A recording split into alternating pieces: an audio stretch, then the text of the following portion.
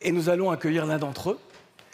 C'est un jeune écrivain congolais de RDC. L'une de ses... Ah, il y a les fans de RDC, là. Ah, les gens de RDC qui sont de ce côté-là. L'une de ses pièces a été jouée dans un des plus grands théâtres de France, le théâtre de l'Odéon, et cela dans le cadre de la saison Africa 2020. Et je voudrais que l'on remercie et que l'on applaudisse très très très fort Ngoné Fall et les équipes d'Africa 2020, car la période de pandémie sanitaire ne leur a rien épargné. Et ils sont allés jusqu'au bout de leur mission. Je vous demande d'accueillir donc ce jeune écrivain pour un extrait d'un de ses textes, Sinzo Ahanza, s'il vous plaît.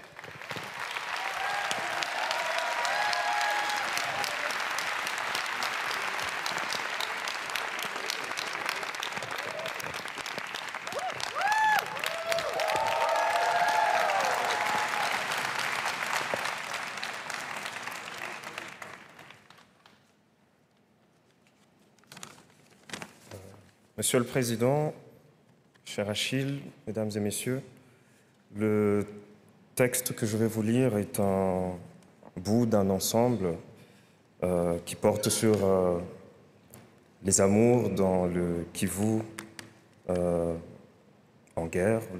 Le Kivu, c'est la région du Congo d'où je viens.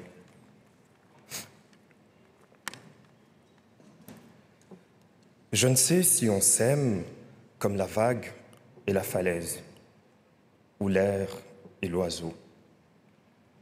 Je ne sais si nos regards ont foudroyé à l'unisson l'innocence de nos cœurs, si le zèle de tes cheveux déployés nettoie les convenances autour de nous, si le jeu de nos rires dévoyés effraie les oiseaux dans les arbres. On est si fou, si seul, si perdu, si loin. Tu ne sais si on s'aime comme le sang et le vin, si nos bras sont des ailes, des barricades ou des ponts. Tu ne sais si la rumeur du vent est une lointaine métaphore. On vivra peut-être encore, on fera danser la lune dans nos mains, on sera vivant, on enfermera le ciel dans nos regards, et tous les vents dans nos soupirs. On sera le tumulte d'un ouragan, et je te ferai l'amour à l'envers de nos rires, de nos cris d'épouvante, et du frémissement éphémère de nos corps tombés dans le sang, la poussière et l'amas des douilles. Ici, les histoires d'amour n'ont pas de commencement. Les miroirs de la vie sont des yeux qui ne vous regardent pas, et les routes sont des serpents. Je vous remercie. Sinzo Ahanza. Alors, restez encore un peu au pupitre. Que dit ce texte de l'Afrique d'aujourd'hui ? Je pense que ce texte dit de l'Afrique d'aujourd'hui que malgré tout le vacarme qu'on entend de là-bas, malgré toute la négativité dans l'actualité sur le continent, il y a de la vie. Il y a des gens, des personnes qui vivent, des personnes qui aiment, des personnes qui rêvent et des personnes qui réalisent, qui vivent leur vie, qui la tiennent. Avant que vous ne nous quittiez, mais vous allez revenir tout à l'heure, sa pièce jouée au théâtre de l'Odéon à Paris, que la volonté soit kin, c'est le titre. Hein, que ta volonté soit kin. Exactement. Qu'est-ce que ça fait ? Parce que moi, je connais beaucoup d'auteurs, de metteurs en scène français. Le théâtre de l'Odéon, c'est le rêve d'une vie. Et là, ça a été une réalité pour vous, Sinzo ? Oui, c'était assez particulier. Et pour ça, je remercie justement le président de la République d'avoir initié ce projet, donc Africa 2020, et puis Ngoné Fall pour sa superbe programmation. Aristide Tarnagda qui a créé cette pièce au Burkina Faso et toute l'équipe autour de lui. Et évidemment, c'était une très très belle aventure. Je sens que Shinzo me dit « Laisse-moi partir, laisse-moi partir, laisse-moi partir ». Applaudissez-le très fort, s'il vous plaît. Shinzo Hanza. Allez, j'appelle maintenant, justement, dans cette belle équipe, c'est vraiment une fraternité, ces 11 jeunes, les travaux qui furent les leurs, l'exceptionnelle volonté de changer les choses. Je voudrais appeler Adam Dicot, Lova Rinel et Sandrine Naguertiga. Prenez place, mesdames. Voilà.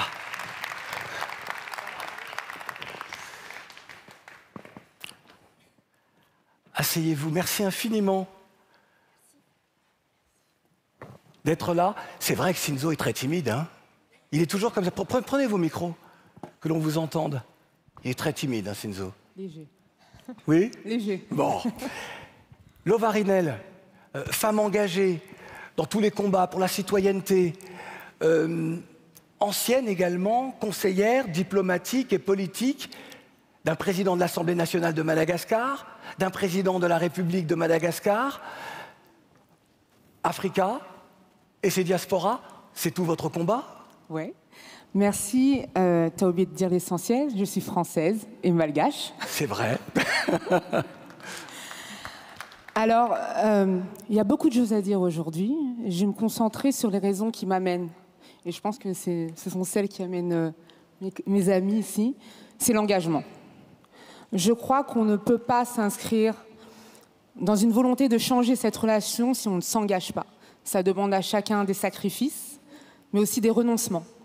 Il faut savoir composer avec des... Et je crois que le texte de notre ami tout à l'heure le disait, c'était composer avec parfois des réalités qui nous paraissent fatales, oui, qui nous paraissent impossibles à surmonter.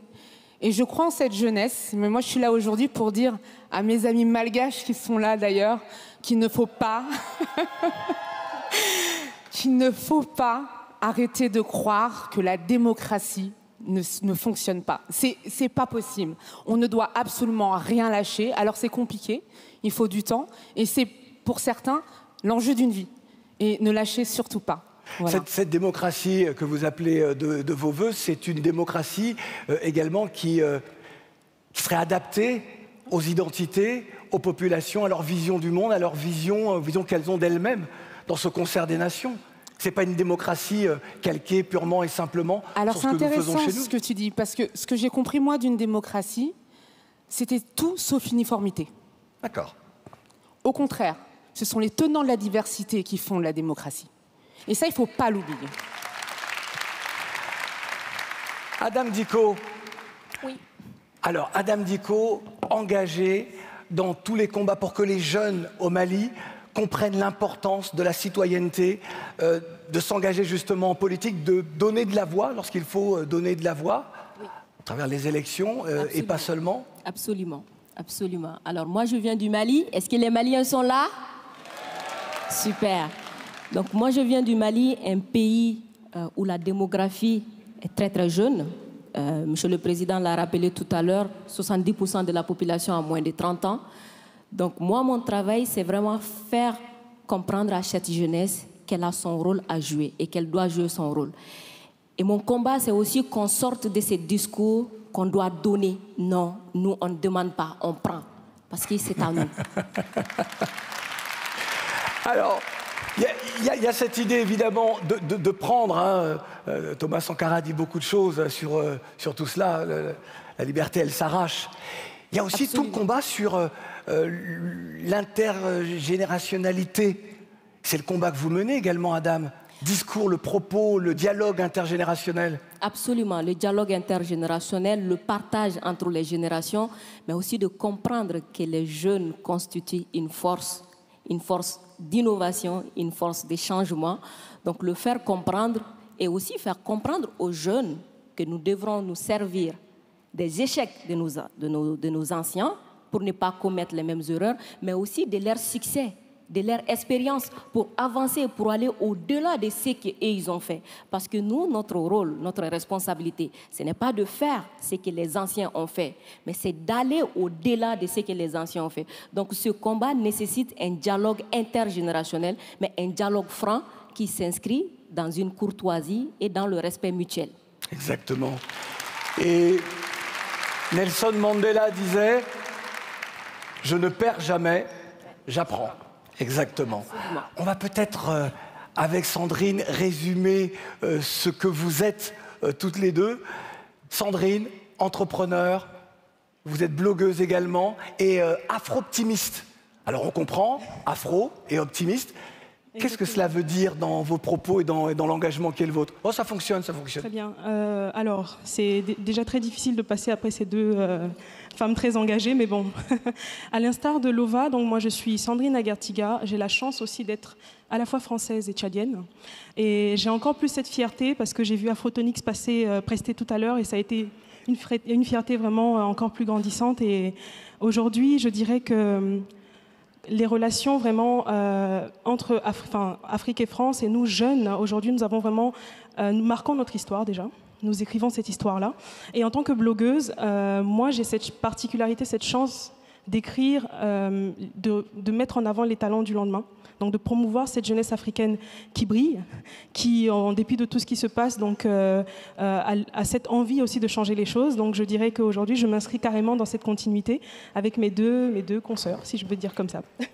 Alors moi, je voudrais que vous alliez un petit peu plus loin, Sandrine, dans cet afro-optimisme, que l'on comprenne. Si c'est un mot que nous devons adopter, une posture que nous devons adopter, on veut en comprendre tous les tenants et les aboutissants. Alors, mon afro-optimisme est né de la volonté, je dirais en 2016, de reconquérir, de redécouvrir ce continent africain qui vivait en moi, mais que je ne connaissais pas vraiment. Et du coup, je me disais que, encore une fois, au-delà vraiment de toutes les difficultés qu'il y avait, des négativités sur les médias, comment est-ce que moi, en tant que jeune, issue de la diaspora, j'allais pouvoir marquer mon histoire, changer un peu ce narratif de la relation entre l'Afrique et l'Europe, ou la France en tout cas. Et du coup, j'avais décidé vraiment de créer, d'aller sur cet afro-optimisme-là, pour dire que tout simplement, l'Afrique est riche, elle est belle, elle est riche de sa diversité, elle est riche de tout ce qu'elle a. Et donc, du coup, il fallait que je puisse vraiment promouvoir ces talents du continent africain de la diaspora. Donc c'est comme ça qu'est né un peu cet afro-optimisme et que j'ai décidé de suivre jusqu'aujourd'hui et qui m'anime.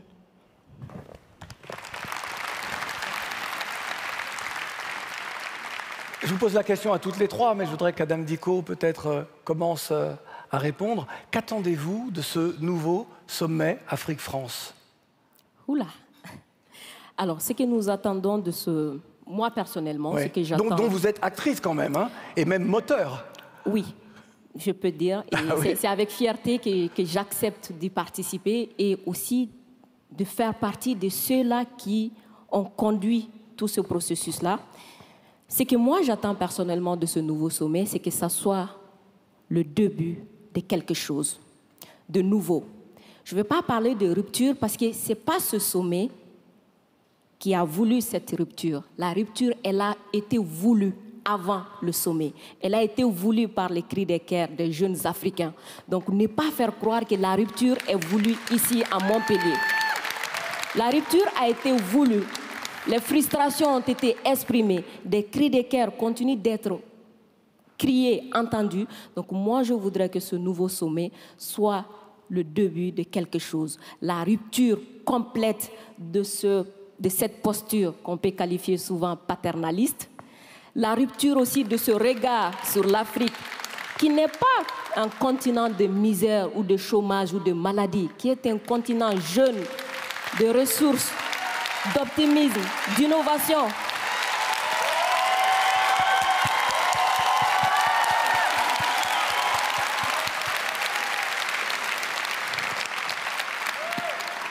C'est ça. C'est ce que j'attends de ce sommet. Et je n'attends pas que ça commence après ce sommet. Et je n'attends pas que ça commence par Monsieur le Président de la République française. Je l'ai déjà commencé et cette lutte va continuer. Ce n'est pas quelque chose qu'on demande. Nova? Forcément, j'attends beaucoup, mais il n'y a pas que moi. Je pense que la question, pour moi, ce sommet doit être en résonance avec un mot qui est important, ce sont les diasporas, ce sont les binationaux, ce sont les métis, ce sont les couples mixtes. Ce sont toutes ces personnes qui véhiculent cette relation qu'on oublie trop souvent et qui sont pourtant tout simplement les meilleurs des ambassadeurs de cette relation. Il faut compter sur eux, il faut composer avec eux et ça peut se faire que si nous, et je pense que c'est ce que disait Adam tout à l'heure, c'est la jeunesse qui impulse ça. Alors on ne s'arrêtera pas. Pour nous, quoi qu'il arrive, on avancera, mais attention, surtout, on ne renoncera à rien du tout. Donc ici, j'appelle toutes les personnes qui sont là à nous suivre, à faire en sorte que ce sommet ne soit que le début d'une grande chose. Voilà. Comme disent les membres d'un groupe togolais très connu, Toufan, ce n'est que le début du commencement. Avez-vous le sentiment, je pense que certaines et certains ici, peut-être le ressentent de cette façon-là, avez-vous le sentiment de vivre un moment historique? Sandrine? Oui, je dirais oui avec un grand E.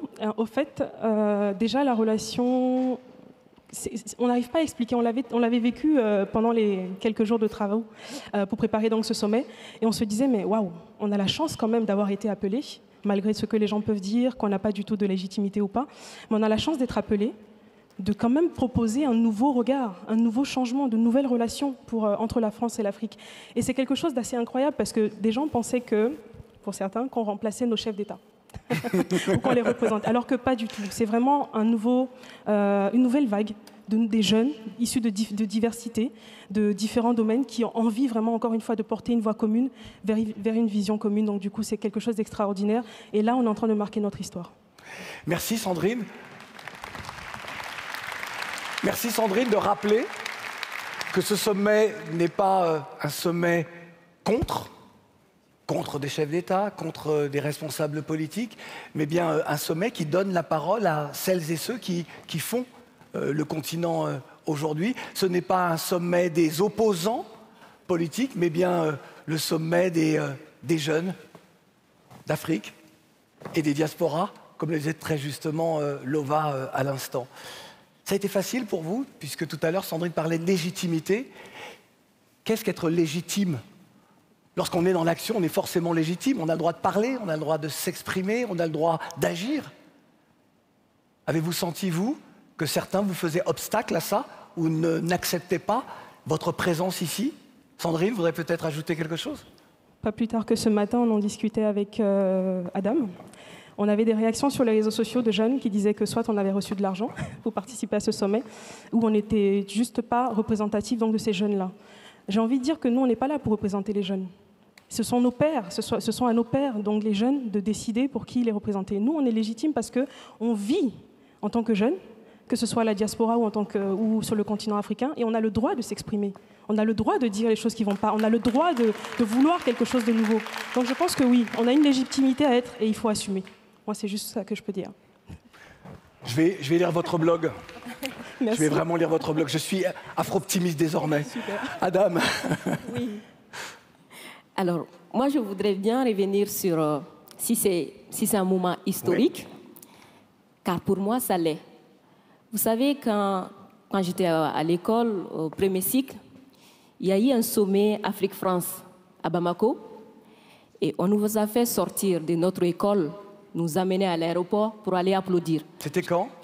Je ne sais pas si c'était en 2007 ou quand, mais je crois que je devrais avoir... J'étais très jeune, j'étais un enfant, on ne savait pas ce qui se passe, on vient, on applaudit. Donc à l'époque, c'était un sommet France-Afrique. Bon, les choses ont changé. J'aime plus l'expression Afrique-France. Oui, non, mais voilà, c'est pour dire que les choses ont changé. Il faut bien le rappeler. Aujourd'hui, c'est Afrique-France. Ok, d'accord, mais en tout cas, c'est historique parce que moi, petite fille qui était au bord du goudron en train d'applaudir, je ne sais même pas qui était le chef d'État, qu'est-ce qui s'est passé, me retrouve aujourd'hui en face du président français pour lui dire ce qui ne va pas. Oui, c'est historique. C'est historique, il faut le dire, il faut l'assumer. Il faut l'assumer. Et par rapport à la légitimité, oui, nous avons cette légitimité. Nous avons cette légitimité parce que nous sommes des jeunes de ce continent. Nous avons la légitimité parce que nous savons ce qui ne va pas. Nous avons la légitimité parce que nous sommes surtout victimes de cette relation. Et aujourd'hui, nous devrons être des acteurs de cette relation. Donc oui, nous avons la légitimité et nous allons porter la voix. Lova, pour clore cet instant avec vous. Moi, je suis émue par ce qu'elle dit. Oui, nous sommes tous émus. Sur la partie historique, Je vais rebondir sur ce qu'elle a dit. Moi, c'est de l'autre côté. Moi, j'ai grandi, je suis née dans une banlieue française du 94. Je suis une fille qu'on appelle dite de cité. Donc moi, j'ai vu l'Afrique autrement. Je l'ai vu d'abord par mon père, qui m'a raconté que jusqu'à ses 17 ans, il était indigène. Et je l'ai vu aussi me dire à quel point j'avais la chance d'être française. Donc j'ai dû composer avec ça. Et puis, aujourd'hui, avec toute cette articulation, aller à Madagascar, pour moi, c'était un rite initiatique. J'ai découvert ce que c'était l'appel du sang, l'appel de la terre. Revenir en France, c'est exactement pareil. Parce que ce qu'il ne faut pas oublier, c'est que pour toutes les personnes qui ont ces deux altérités, c'est un tout. À chaque fois que la France saigne, nous aussi on pleure. À chaque fois que l'Afrique saigne, nous aussi on pleure. Et fondamentalement, je pense qu'on est tous venus ici pour poser nos tripes sur la table. Elle est là, notre légitimité. On pose tout. On donne tout, quitte à prendre le risque peut-être de bousculer un certain protocole, mais ça se fera toujours dans le but de tendre la main, parce qu'on a une revanche à prendre sur l'histoire. Il est hors de question que je m'arrête en disant c'est l'histoire de la colonisation, c'est l'histoire de la traite négrière, c'est l'histoire de la France-Afrique. Ce n'est pas ça l'avenir, et moi je suis là ici pour dire que tout se passe demain, mais c'est aujourd'hui qu'on construit. Voilà. Merci infiniment. Lova, Adam et Sandrine, vous restez avec nous.